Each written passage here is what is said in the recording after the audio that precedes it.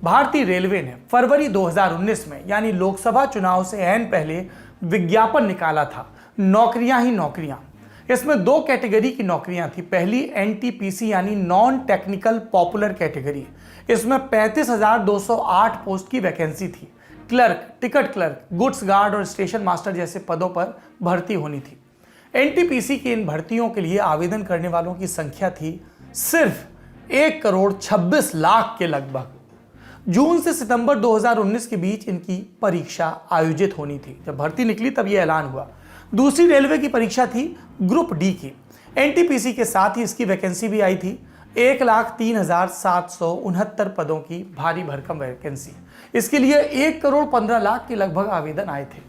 सितंबर अक्टूबर 2019 में इस एग्जाम का भी शेड्यूल तय था, लेकिन तय शेड्यूल पर ना तो एनटीपीसी की परीक्षा हुई और ना ही ग्रुप डी की।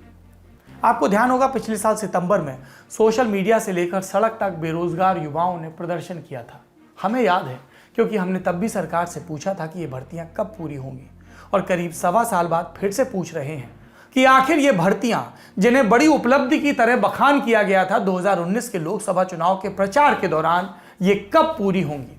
पिछले साल के विरोध प्रदर्शन के बाद सरकार की ओर से एक डेट शीट जारी की गई थी, और इस डेट शीट के आने के बाद क्या हुआ, एनटीपीसी की एक स्टेज की परीक्षा हो गई, अभी पूरी नहीं हुई, और ग्रुप डी वालों की तो अब तक परीक्षा का एक भी स्टेज नहीं हुआ, जबकि नोटिफिकेशन जारी हुए पूरे 1,000 दिन बीत चुके हैं। अगर आप 2019 से जोड़ें, एक एक फॉर्म के पीछे 500 रुपए लेने वाली सरकार से 1 करोड़ से अधिक युवाओं को अब तक इस सवाल का जवाब नहीं मिला कि उनकी परीक्षा कब होगी।